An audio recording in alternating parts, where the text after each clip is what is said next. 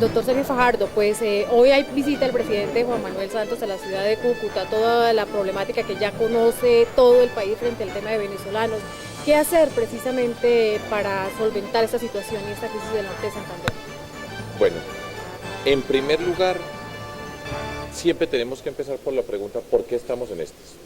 Eso es obligatorio entender el problema para resolverlo. Yo soy matemático y estamos acá por la forma como el gobierno de Venezuela ha destruido la democracia, ha destruido una cantidad de riqueza que obliga a que muchas personas de su país tengan que salir a buscar algún tipo de atención por fuera de su país. Esa es una calamidad, esa es una consecuencia del daño democrático y la riqueza de una sociedad que ha tenido en abundancia. Primer punto. Segundo punto, entender perfectamente el sentido de la solidaridad con las personas de Venezuela. Nosotros los colombianos hemos sido exportadores, muchas personas se han ido de Colombia a buscar oportunidades en otra parte y este es un capítulo inédito en nuestra historia de personas que vienen a buscar oportunidad para nosotros. El espíritu de la solidaridad tiene que estar y ustedes particularmente lo entienden mejor que cualquiera. Entender qué significa la relación de una frontera que habitualmente en Colombia no se entiende, desde el centro no se tiene claridad qué significa vivir en una zona de esta naturaleza, las relaciones culturales y es muy importante entenderlo. A continuación, por supuesto, la atención a las personas. Lo que yo quiero señalar, y ya se han tomado una serie de medidas, lo que quiero señalar es la envergadura del problema que tenemos hoy, porque estamos hablando de los problemas de salud, estamos hablando de los problemas de educación, estamos hablando de los problemas de seguridad, estamos hablando de atención en todos los niveles. Eso significa el Estado colombiano, no es un problemita de educación, un problemita de salud, sino es un problema de todas las componentes. Y eso obliga a que nosotros entendamos algo muy importante.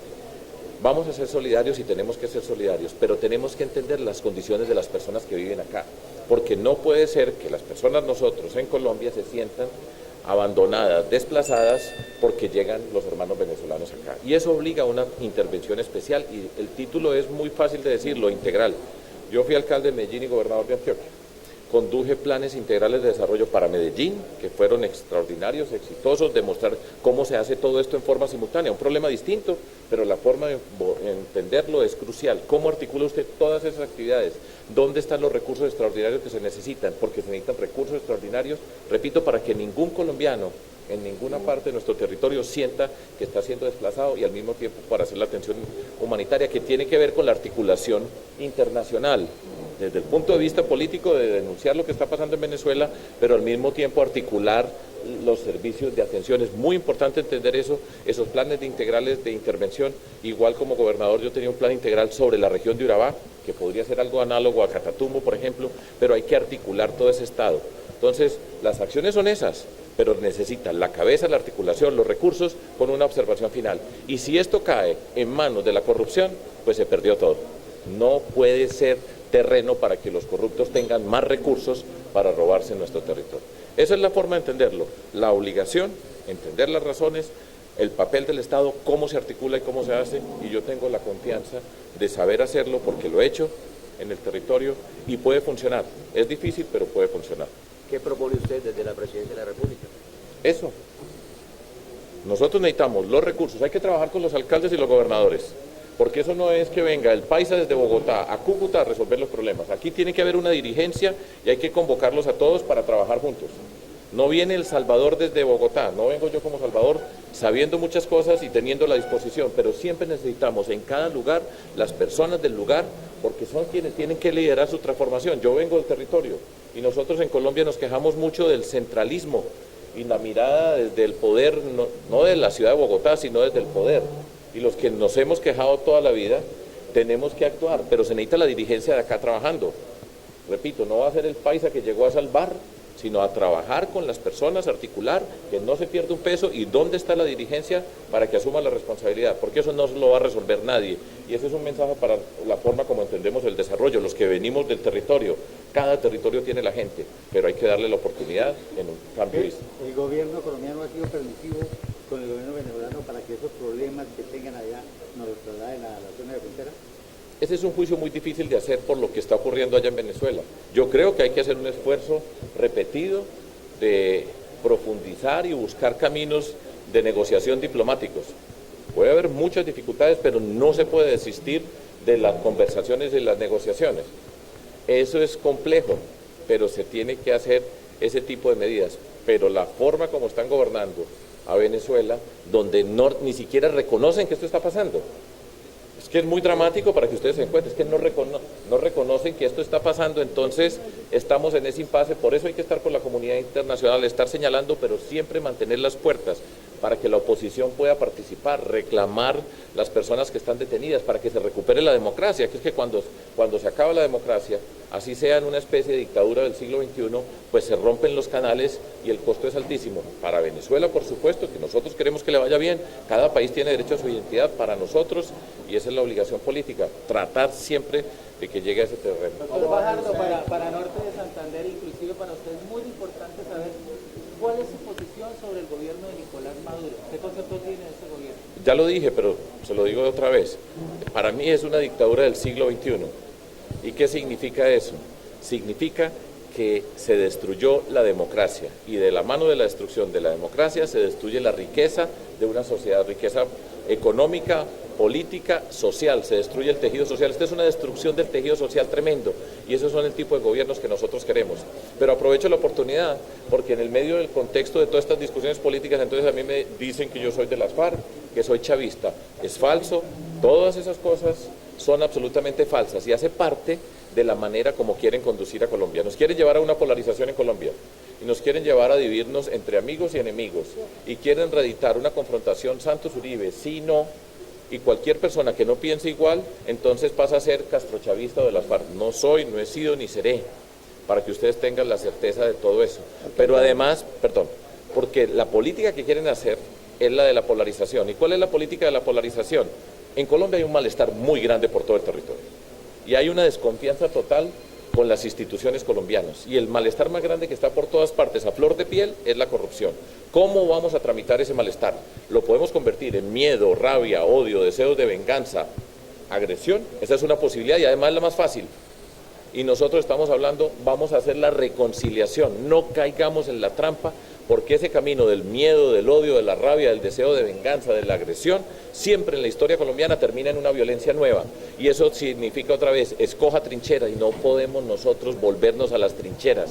A nosotros no queremos y no nos merecemos otra guerra en nuestro país y por eso hablamos de reconciliación, por eso hablamos de apostarle a la educación, al desarrollo productivo que Santander y Norte de Santander, donde he estado estos 2 días, tienen todas las capacidades, cómo se conecta con el país. Ese es el reto político. Entonces a mí me dicen narcotraficante, guerrillero, paramilitar, corrupto, castrochavista, de las FARC, todo tipo de aberraciones posibles, ¿cierto? Eso significa que estamos haciendo bien las cosas. El tratado de paz del gobierno de la FARC, ¿cómo va? El tratado de paz del gobierno de la FARC. Ay, perdón. El tratado de paz del gobierno con la FARC, ¿cómo lo ve, doctor Fajardo? Mire, este ha sido desafortunadamente una oportunidad que se ha menguado. Ese tratado de paz tiene diferentes capítulos y es importante entenderlo y a mí me gusta siempre explicar porque soy un profesor, voy a ser el primer profesor presidente de la historia de Colombia y no solamente profesor, un matemático, un científico y llegamos al mundo a hacerlo de una manera diferente. Yo no pertenezco a la política tradicional.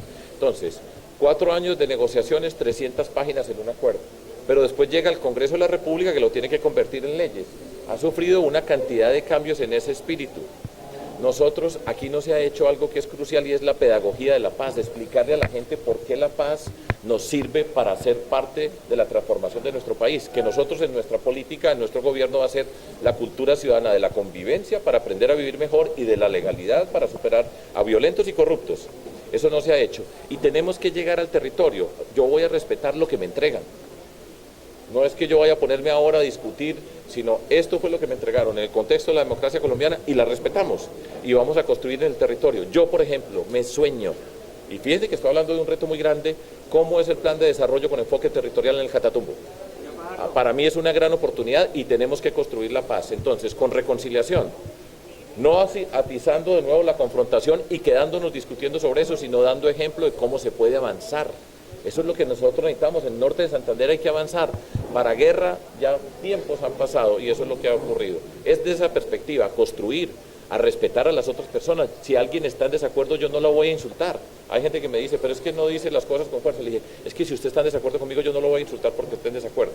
es una forma distinta de gobernar. Sí, ¿usted por qué está en desacuerdo? ¿Cuál es su malestar? Y vamos a transmitirlo. Por eso nosotros podemos liderar la reconciliación en Colombia.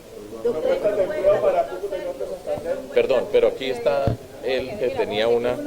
¿Por qué encabeza usted las encuestas arriba en el rating a la presidencia de Colombia? Porque estamos haciendo bien este trabajo, porque esta es la forma de la política, porque nosotros no pertenecemos a las maquinarias, porque no pagamos un peso por un voto, porque no estamos negociando para llegar, porque los que negocian para llegar, y aquí saben muy bien qué significa negociar para llegar, después llegan a robar.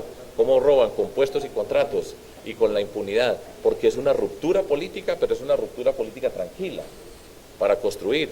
Yo no vengo a destruir, que es muy fácil. Yo me despacho aquí. ¿De quién he hablado yo aquí? Hay gente que dice, no, pues que no dice nada de nadie, porque están acostumbrados a que insultar a otro. Pero ya les he explicado qué es lo que representamos. Y por eso vamos a liderar la transformación de Colombia. Es una respuesta política distinta. Doctor Fajardo, las propuestas concretas suyas que usted en este momento está presentando para llegar a la presidencia de la República. ¿En qué tema quieres? En todos ustedes. No, pero pues entonces... En educación, Pero, por ejemplo, le voy a explicar para la frontera y le voy a explicar dos cosas para que usted me entienda. La primera, en este territorio norte santanderiano, nosotros tenemos una obligación de construir la paz. Ya me hicieron la pregunta anterior y les dije que mi primer proyecto es cómo vamos a hacer para llegar al sector rural en este norte de Santander, que tiene las condiciones más complejas para construir lo que viene avanzando, que son esos proyectos de desarrollo con enfoque territorial. ¿Cómo vamos a hacer un proyecto de desarrollo con enfoque territorial? Les voy a decir 2 o 3 ejemplos para que ustedes vean, porque además yo tengo una condición especial, que yo he gobernado. O sea, yo fui gobernador de Antioquia, donde hay una cantidad de dificultades, son distintas, pero entender cómo se llega a un territorio, eso no lo regalan. ¿Cómo se llega a ese territorio? ¿Cuál es el proyecto de educación rural para la región del Catatumbo? Y lo voy a poner con ese caso particular. ¿Dónde están las escuelas?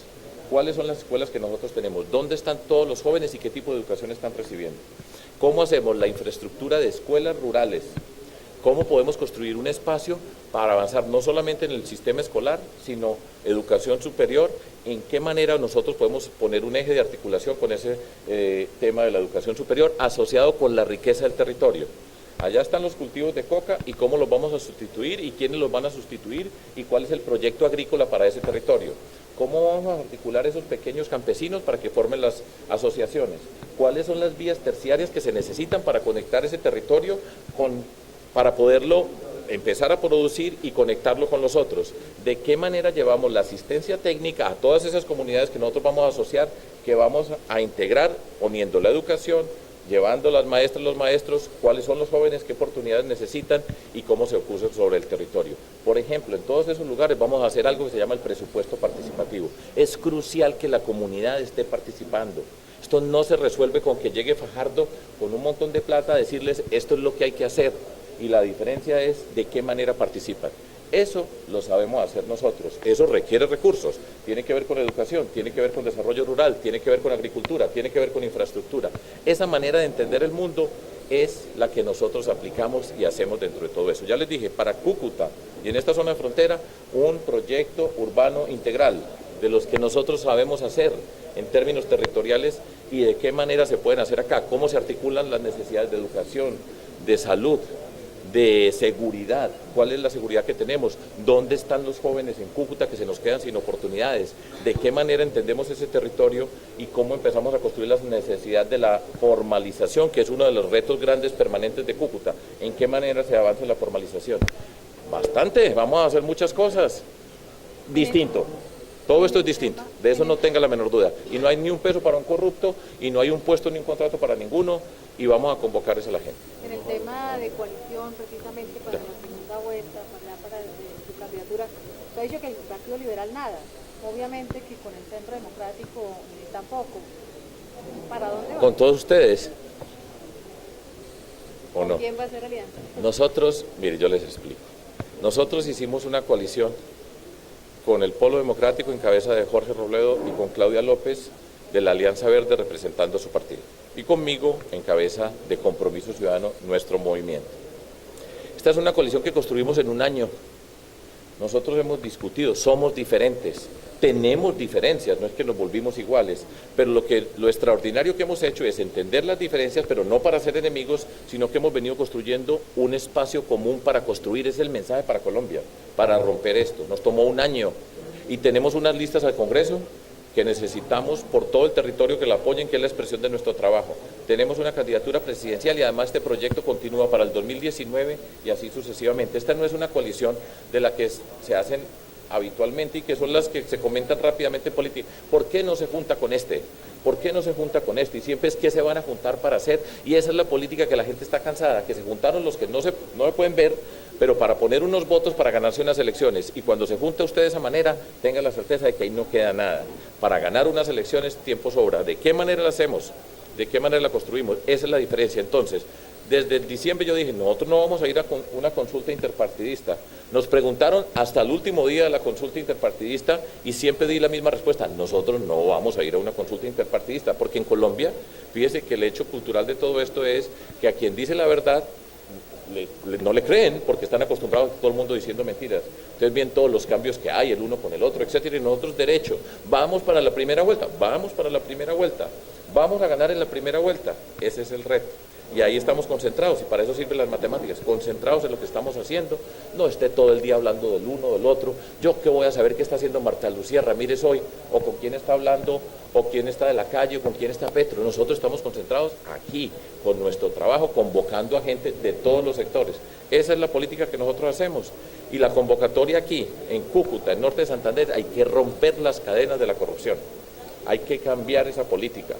Y hay que darle sentido de esperanza acá, a este pueblo, porque entre violentos y corruptos se quedan con la dignidad y la capacidad de la gente. Eso lo digo yo por todos lados, concentrados. Y en caso de que no se logre el objetivo en la primera vuelta, ¿estaría haciendo alianza con Petro? Nuestra concentración es, nosotros ganamos en la primera vuelta. Yo no me pongo a pensar el siguiente capítulo. Yo quiero que me entienda, por eso es que, entre otras cosas, yo soy un matemático, o sea, otra forma de pensar. ¿Cifras claras? ¿Qué cifras tiene? Que hay que sacar a los corruptos, ahí no hay que ponerle cifra, hay muchos corruptos y los tenemos que sacar, ni un peso por un voto, todo el que ofrezca algo a cambio de un voto, no vote por ese que va a robar. No es de cifra, es que son tantos. Pero ¿cómo cambiarle esa mentalidad al pueblo que está acostumbrado a eso, a que la maquinaria le compre el voto y le compre la conciencia? Así. Y ustedes pasan esta entrevista por todas partes y la van a escuchar muchas personas decir, este señor es distinto y no vamos a ofrecer un peso, pero tenemos que ir a todos los rincones. Esa es la tarea. Aquí en Norte de Santander la maquinaria está amarrada prácticamente, el pueblo está amarrado con la maquinaria. Sí, pero el pueblo de Norte de Santander no es un pueblo de esclavos. Y aquí hay mucha gente que piensa. Y hay muchas apariencias, pero hay mucha gente que piensa libre. Y estoy hablando desde mi experiencia. Cuando nosotros empezamos, hablo desde... Yo era profesor titular de matemáticas en la Universidad de los Andes. Yo había venido a Norte de Santander como científico a hablar de desarrollo regional, competitividad, ciencia y tecnología acá. Y me metí a la política hace 18. ¿Cuántos años cree que tengo yo ahora? 61 y medio, tengo aquí parado. Y entramos a participar en política de atrevidos. ¿Y usted sabe cuánto fue la primera vez que tú me estabas preguntando por acá sobre las encuestas? La primera vez que el nombre mío salió en una encuesta en Medellín, para la alcaldía de Medellín, fue 0%. Y hoy vamos encabezando las encuestas para presidente. ¿Por qué? Porque hemos seguido un camino distinto, porque no hemos pagado un peso por un voto, porque hemos llegado a todas las personas, porque hemos llegado a todos los rincones, y al que le están ofreciendo 50.000 pesos por un voto, nosotros tenemos que llegar con nuestros candidatos, con nuestras listas, a decirle, nosotros le vamos a ofrecer 0, porque usted no tiene precio, usted tiene dignidad, y esa persona va a votar por nosotros. Ese es el reto político. ¿Se puede? Seguro que se puede. Nos han metido el cuento de que ya tienen dueños, o sea, en Norte de Santander son dueños de un señor que decide cuánto vale cada uno y qué se tiene que hacer. La pregunta es, ¿ustedes quieren eso? Yo estoy seguro que la gran mayoría, así a veces les dé miedo, a veces tengan cierta incertidumbre, dicen, nosotros no queremos. Le digo, pues aquí está la solución. El mensaje para los maestros del Norte de Santander, somos más de 11.000 maestros. ¿Qué decirle a esos maestros que no tenemos y no lo debemos a los políticos tradicionales? Pues, le voy a decir lo que yo digo siempre. Ustedes son mi familia, repito. El primer paso con las maestras y los maestros, ¿saben cuál es? Y esto pues hay gente que dice, no, pero dígame concreto cuánto van a subir el sueldo. El primer paso es la dignidad de maestras y maestros, que este país, en nuestra sociedad, digan, nosotros somos las personas más importantes, que no estemos hablando de los corruptos, que no estemos hablando de las bandas criminales, que no estemos hablando de todos esos ladrones, y que digamos, mire, esta maestra representa la oportunidad. Ese es el reto político nuestro. Empieza con la dignidad de nosotros, y yo soy un profesor, y lo digo con todo orgullo. Por supuesto que tenemos que ver las condiciones de vida, el bienestar de nuestras maestras y maestros, que no se conoce bien, porque hay un problema con la salud de los maestros, que es una calamidad. Pues es increíble que teniendo los recursos y las posibilidades no hay un sistema de salud, pero esa es una componente del bienestar de los maestros. Pero el primer paso para hacer la transformación empieza con la dignidad. Somos nosotros protagonistas, y entonces la sociedad, todos estos reflectores nos lo van a poner a nosotros, porque yo no voy a ir para un batallón, yo voy para un colegio, para una escuela, para una universidad, y vamos a decirle a Colombia, mire que aquí estamos las personas que vamos a cambiar. Y si me hacen más preguntas, me pongo a echar más discursos porque estoy muy emocionado. El tema de la reforma pensional. Perdón. Pero perdóneme, es que me están, ya he respondido, porque no, yo les respondo acá, pero es que era que tenía algunos asuntos.